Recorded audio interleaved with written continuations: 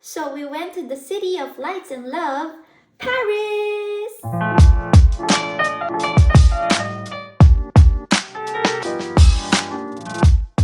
This trip is so memorable for me kasi it's Primo's first airplane ride and it's also our first time to travel as a family outside Sweden. We stayed in Paris for a week and I realized na iba pala talaga pag nagta-travel ka with a baby. Kasi Kemp and I used to travel before and wala talaga sa top priority namin yung comfort and convenience. Plus yung itinerary namin ng buong araw, pagod talaga kung pagod. Sobrang jam-packed. But now that we have Primo, medyo easy itinerary na lang and hindi na yung masyadong tiring. So, let's do this and I hope you enjoy watching. So we're here at the airport and we are waiting for the check-in counter to open so we can drop off our luggages. We're using a travel stroller from Mountain Buggy and it is foldable so it can be hand carried, but they said we can check it in for free so we're not gonna have any chance.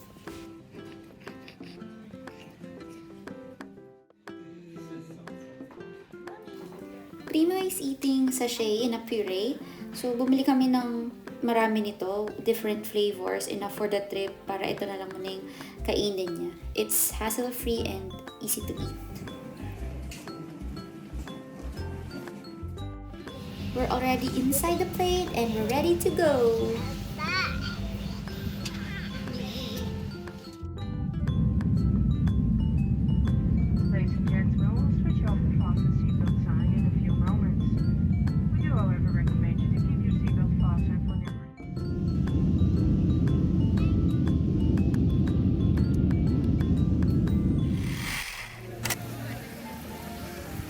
On our first day, we went to Disneyland.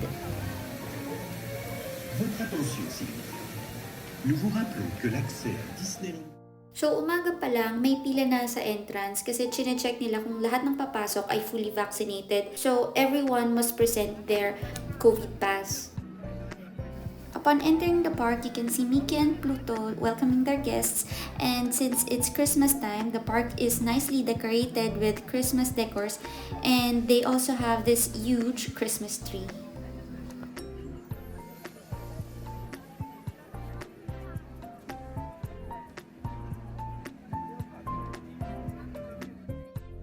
This is Primo's first ride and I think ito lang yata yung nasakyan niya sa buong Disneyland trip namin.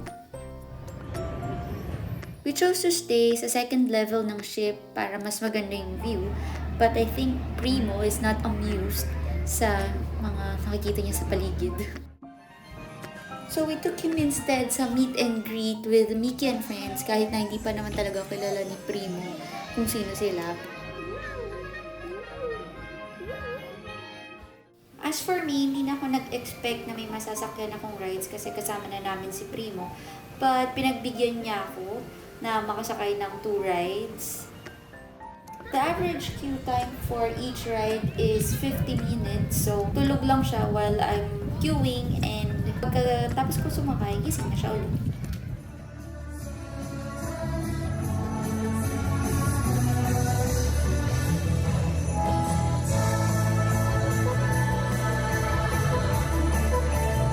This is the Christmas parade and sayang lang kasi hindi namin nasimulan. Actually, patapos na talaga tong parade nung naabutan namin, yung si Santa Claus.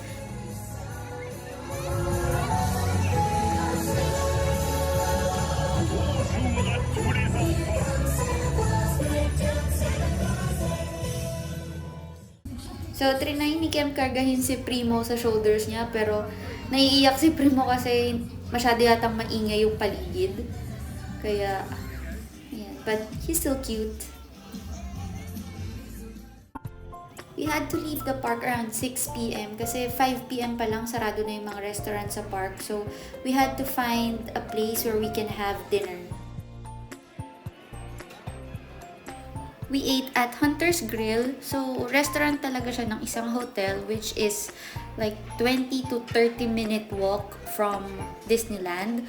So, ayan, nag-buffet kami ni Kem kasi gutom talaga kami. Actually, impromptu dinner reservation lang to, pero surprisingly, ang sarap ng mga sinuserve na food nila dito. Ang daming klase ng dessert and ang daming masasarap na meat. Tatandaan ko meron sila doon parang lechon kawali na sobrang sarap talaga. It's day 2 and this is just a short clip of what we had for breakfast. Of course, tinapay. And then we went straight to Sacré-Cœur in Montmartre. I hope I pronounce it correctly. So, we took the stairs to get to the basilica, but then when we were halfway, we saw na meron palang funicular na pwede mong sakyan para hindi ka na mapagod. So this is the basilica and I think na-amaze talaga si Primo.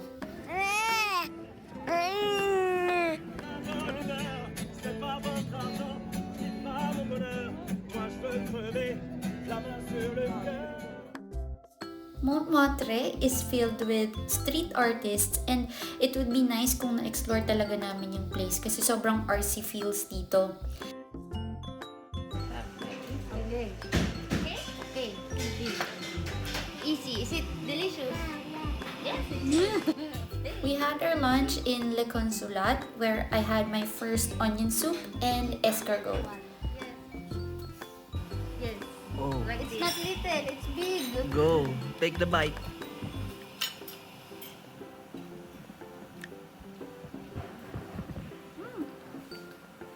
Masarap. Masarap. Ano? And of course, si Primo enjoy rin sa kanyang food.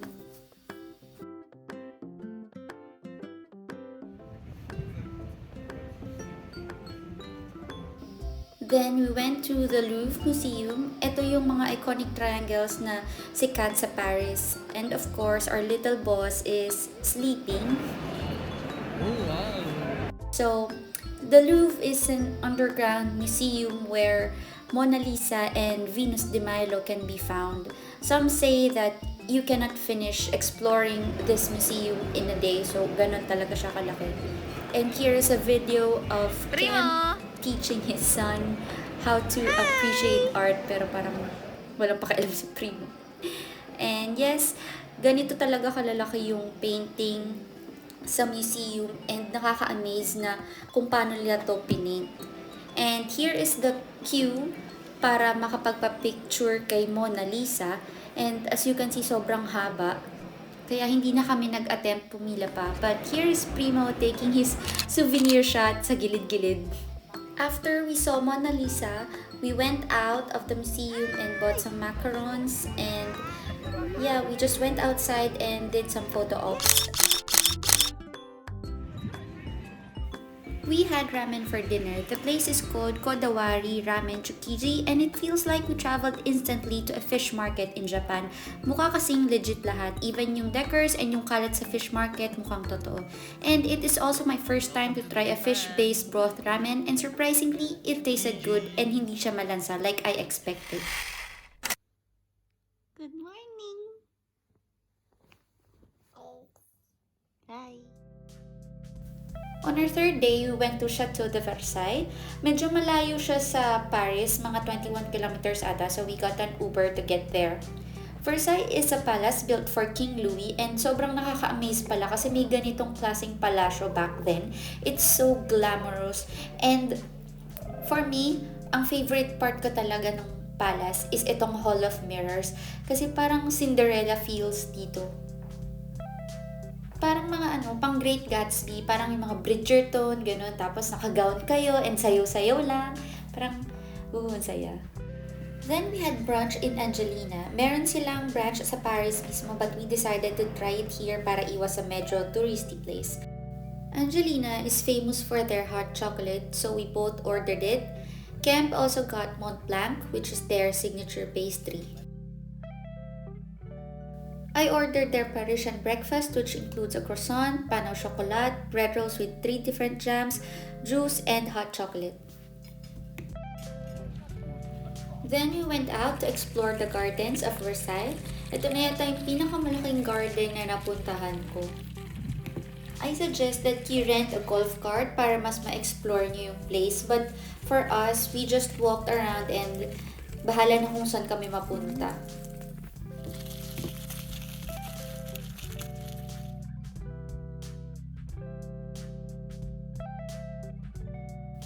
Then we went to the most prestigious street in Paris, Champs-Élysées. And what you're seeing right now is the flagship store of Louis Vuitton. And grabe yung pila dito, ang haba talaga. Aside from LV, there are also a lot of shops here in Champs-Élysées. So if you plan to go shopping or kahit window shopping lang, dito okay pumunta. We had our late lunch at an Italian restaurant called Grand Cafe Convivio. Food is nice, and I think Primo also enjoyed his piece of bread. Sarap.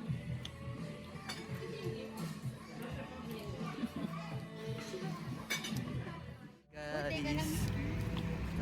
Ay tumatawid. Winter. Uy. Winter in Paris.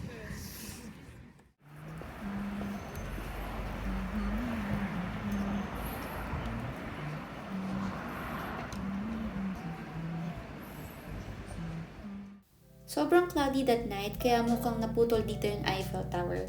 And here we are boarding for our Seine River cruise. So here we are enjoying the view with some French music playing in the background.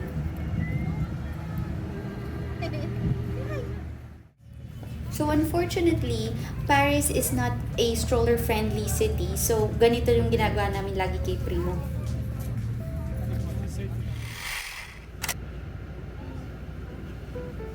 On our fourth day, we went to Luxembourg Gardens. The place is huge but not as big as Versailles. Personally, I did not like it because feeling ko there is nothing much to see. Tapos dry pa lahat ng leaves because it's winter season. Right across the gardens, you can see the Pantheon. Wala lang, nagpicture lang kami doon kahit may malaking tarp ni Josephine Baker. Bakit parang dyan si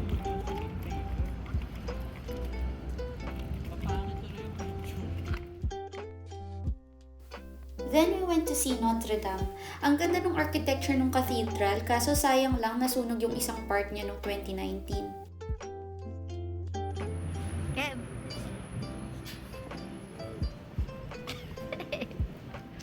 Next stop is Saint Chapelle.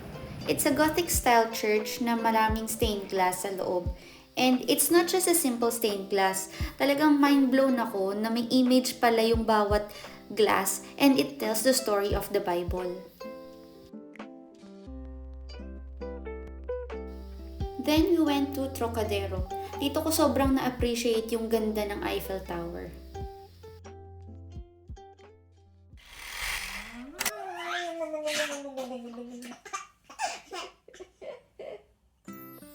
We just can't get enough of Eiffel Tower's beauty, kaya naman umaga pa lang pinuntahan na namin tong Instagram spot na to para magpicture. Merong Filipino store sa area kaya pinuntahan na rin namin, hoping na may tinda silang tender juicy hotdog, pero fail kasi wala silang stock that day. Then we met Tito Jess, Kemp's uncle, who is also celebrating his birthday that day. We ate lunch at Petra Alta and had merienda in La Durée. Then we went back to Trocadero para magpicture ulit sa Eiffel Tower. Then we went to Center Pompidou. Mukhang puro scaffolding yung building pero yan talaga yung design niya. So this is a museum for modern and contemporary art. Tapos nandito rin pala yung public library nila.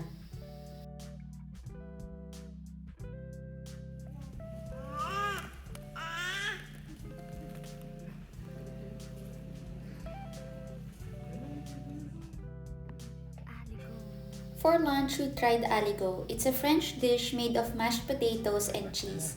Medyo pinasosyal lang yung tawag.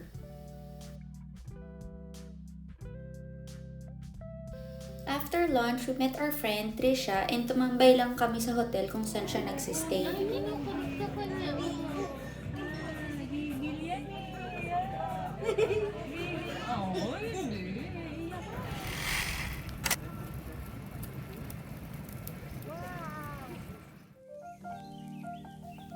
It's our last day and we decided to go up the Eiffel Tower.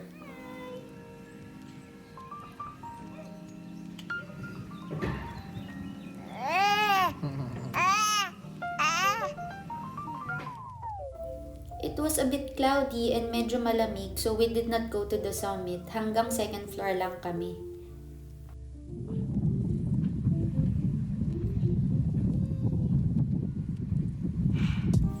We ate more French food for lunch. Si Kemp nag-order siya ng bulalo na French version and I ate croque madame.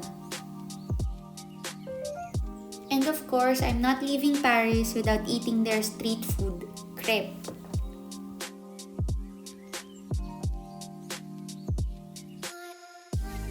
And now it's time to go home. Bye, Paris!